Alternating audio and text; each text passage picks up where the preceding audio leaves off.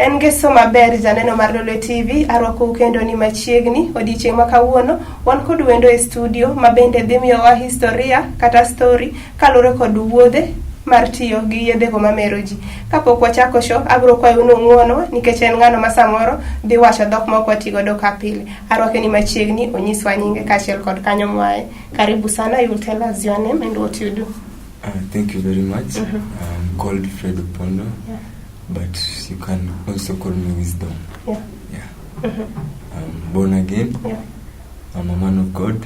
Actually, I was once Kisumu's youngest MC. Yeah. For those who knew me, but right now I'm Kisumu's youngest apostle and prophet, the man of God. Yeah.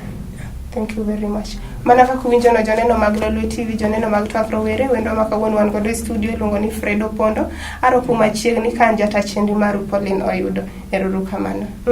Fred, you can tell us, as you told me before, you've been using drugs for the past 9 years. You'll tell us more history about you into being in drugs. Yes, I will. As she has said, I was a very bad drug addict for 9 years. And I started using it in primary.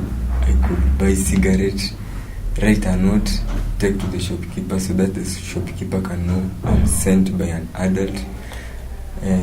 Nikishatumia hizo, nikishafanya hivyo, ananipatia, I find a place, hide, smoke cigarette. After that, unajua pia not only cigarette by that time, and I'm young, by the Sinata ID 13 years. I go take some changa. See, kisha kunywa changa, I feel nothing, like hakuna kitu nimekunywa. That's the life that I was for the 9 years. Nikaingia high school, I was bad drug addict, drug trafficker. I could sell drug in school. Kuna mtu anajua pia. So Fred, as young as you were, was someone behind this or you just started it on your own? I started it alone. No one How? was behind. Okay, after me seeing an elder person doing that, I had to find how this cigarette tastes. And that's how it came and it stuck on me. I decided to say this thing in a katamu sana. Because once you smoke it, you feel like when they will say. So I started doing that. Nikakuja nikarealize pia kuna kitu inaitwa bangi. Sasa nikapata bangi pia, nikakuja high school nikaona manze hapa kuna vijana na hao vijana nikapia wanaitumia. So nikakuja nikakuwa drug trafficker pia shule. Was it out of peer pressure? Okay, not peer pressure, because me I don't have many friends, and the friends that I had were not, they were not using drugs. I'm the one who was using. So me ndo nikakuja nikawa influence. Did teachers at any time come to realize that maybe there are other students or there's a student who is using drugs, and how did they take it? They never realized. Never. They realized, because it was secret. It was a secretive thing that I used to do. Nilikuwa nimetengeneza bag yangu in a way utatafuta au party. Ama saa zingine nizingia tu shule with the drugs in my pocket, because it's very hard for you to start searching my pocket. So I could do that. Did this at any time affect your learning or your education? Because we get at times when you are using drugs, maybe it's not easy for someone to concentrate so much in classwork or in class or in academics. Very much. It affected my education. Very, very, very much. Because most of the time I couldn't attend class without smoking weed, without using this stove. I couldn't concentrate. I really wanted that for me to concentrate. It keeps me active. Did this affect maybe learning, maybe for the years you were in high school? Yeah, it affected. I do regret by the I do regret and say I wish I can go back, because unapata I'm not in class. Nimeenda kutafuta vitu zangu na class imenipita. Siko class, nimeenda Sauti kidogo. Siko class, nimeenda labda kutafuta bangi, ama nimeenda kuvuta bangi. No. Sa class itanipita like the whole hour. Ndio nikuje nikuwe sawa. Hiyo subject ama that class is gone. How often did you used to do this, and did teachers at any time come to realize that there's a student missing class at such hours? Yeah, they only realized that I used to miss class. They realized that I used to miss class, but they never knew that I'm using drugs. So they could call me, ask me, why are you not attending class? Naambia I was sick. So, but I wasn't sick, I was using drugs. How did you manage to be sneaking out of school, and where specifically were you getting this drug? From adults, from your colleagues, or from other teenagers like you? It was easy to sneak, and it's easy to sneak out of school. If you are such a cunning person, vile mimi nilikuwa mkora, it was so much easy. I could sneak easily and go buy maybe changa from a woman, from a changa brewer outside there. And yeye alikuwa unajua atataka pesa, because sitamwendea changa ya 50 bob.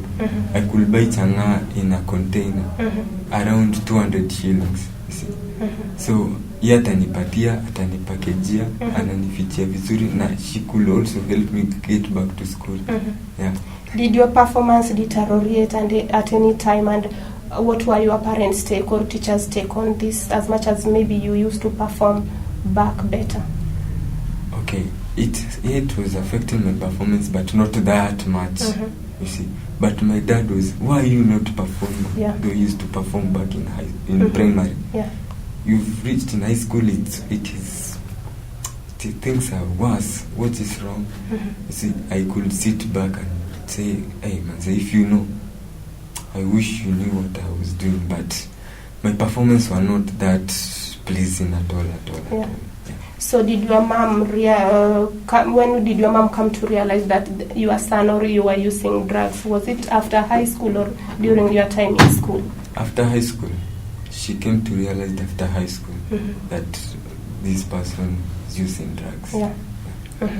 And is it easier for a teenager or a kid to get addicted than an adult? And how? For a teenager, it's very easy. Because you see, right now, teenagers, we work in group. You see, once I use, you'll have to use.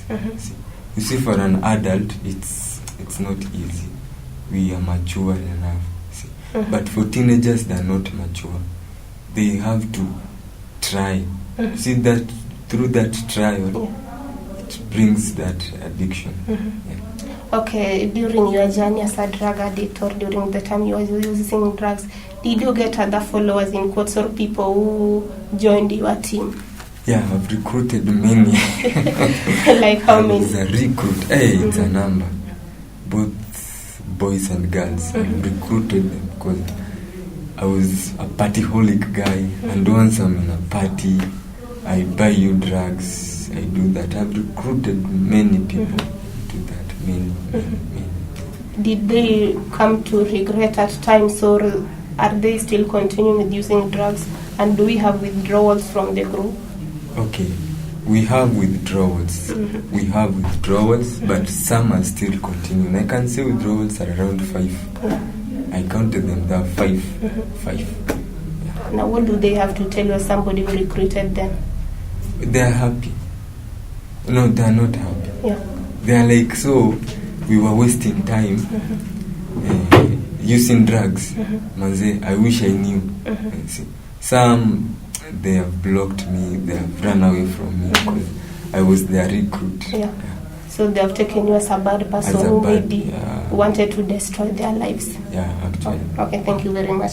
Janeno Marlolo TV, manaka kiwinje kwa mwendo makawoni wanogodo studio milongo ni Fredo Pondo, onyiso wa safari mare, kaka notiyo gi yedhego mameroji, gi kaka osebet ka odwa wuo kama bende konyiso wa jogo ma oseketo gi jogo ma bende ma osewuok. Wadhi mbele, kete Marlolo TV kikidhi mabor.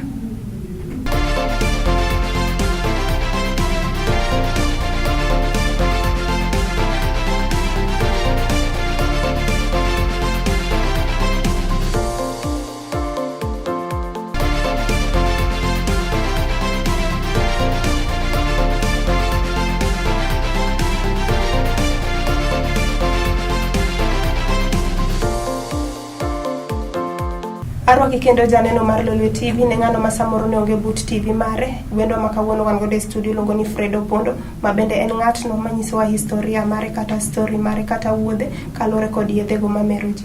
So as we continue from where we left, you can tell us causes or what causes drug abuse in adults or in teenagers. Okay, first thing I'll start with the teenagers.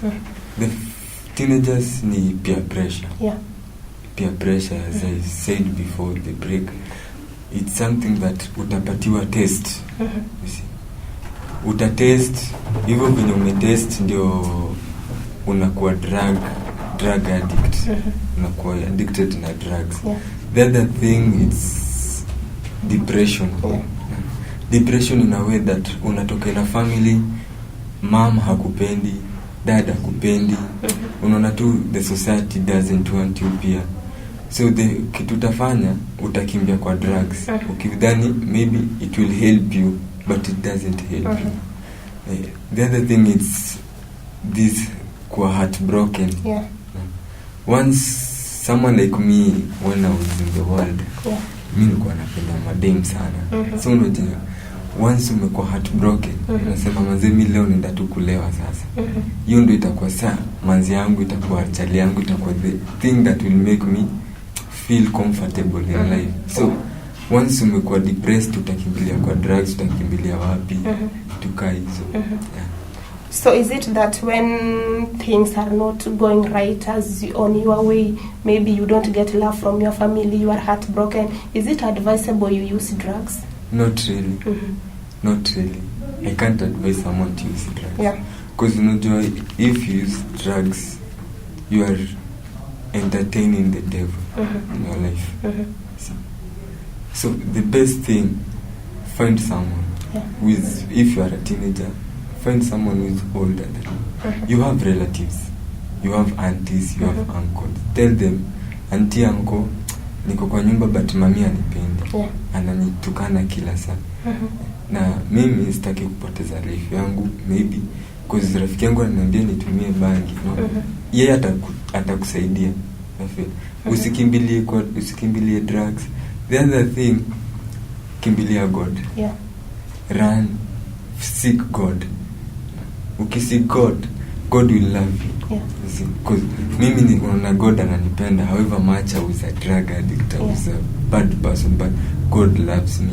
And he was loving me hata nikiwa kwa wali. So tafuta church, unaweza kuwa best na pastor wako pia, atakusaidia. In fact, the best advice, achana tana relative, run to your pastor. Yeah. Yeah. Okay. So how can someone tell that maybe another person, or how can you tell that another person is using drugs or is a drug addict? Is it easy to tell? At some point it's easy to tell. Yeah. Utangalia tu msee wani, msee, yani tabia zake zenye siku hizi anafanya si normal.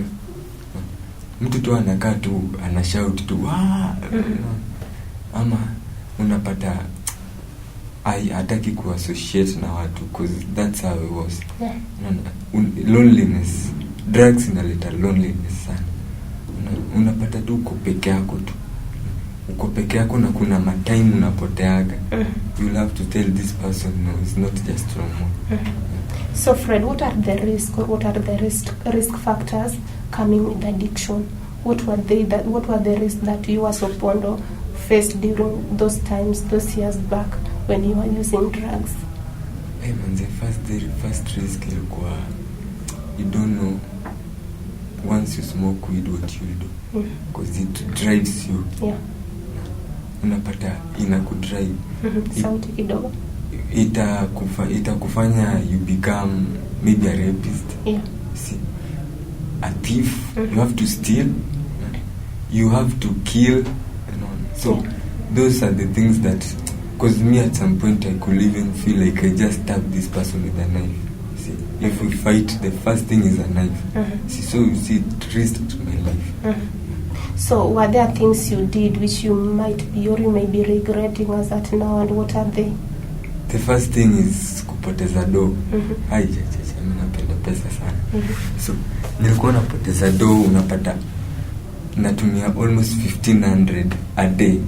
Hiyo imeenda kwa bangi na pombe. a day, that's a day. Yeah. Sasa niambie the whole week nimetumia pesa ngapi? Because hiyo 1500 punch ni ya bangi, town inaenda kwa tei, kwa pombe. So ilikuwa inanipotezea time, na most of the friends had to go. Yeah. So can you tell us, where were you getting your funds, or where were you getting the money you were using on drugs, the 1500 per day you are talking of? Okay, first it's my brother. Alikuwa anaona nani support, but mimi ningetumia hiyo pesa in another way. Did he know you were into this? At some point alikuja kajua kana acha. Yeah. Kana acha that this person kumbe was been using drugs. The other person is my dad. Unapatana nyambia shika hiki kitu kidogo. Yeah. Okay, can addiction lead to other mental disorders? Yeah. Once you are addicted, at some point your mind is not okay. Yeah. You see, you will never stay without smoking weed. Kwanza this thing weed, it really affects mind. You see, unapata pia unafanya some weird things in the world that hata hujui. Unaona tu you are doing something good. Yeah. Na hapo ndo unapata ina lead to what I said. Msame rape ama ameua. Yeah. Sasa wewe venye ulikuwa unatumia dawa, kuna ile kitu kubwa maybe kustab, you are not involved in these major cases? No, I was not involved in major cases, but I was one rowdy guy. Mimi nilikuwa napenda vita sana. Na vita yangu saa zingine iko inaisha. So unapata na kama na regret baadaye, nimefanya hivyo. Did this your rowdiness seen at home or experienced by your parents once in a time or once in a while? Yeah. What was it, and what was happening at that time? You could never tell me anything. Yeah. Mimi ukiniambia sijui hivi na hivi, kwa nasimama mimi ndo kusema ba.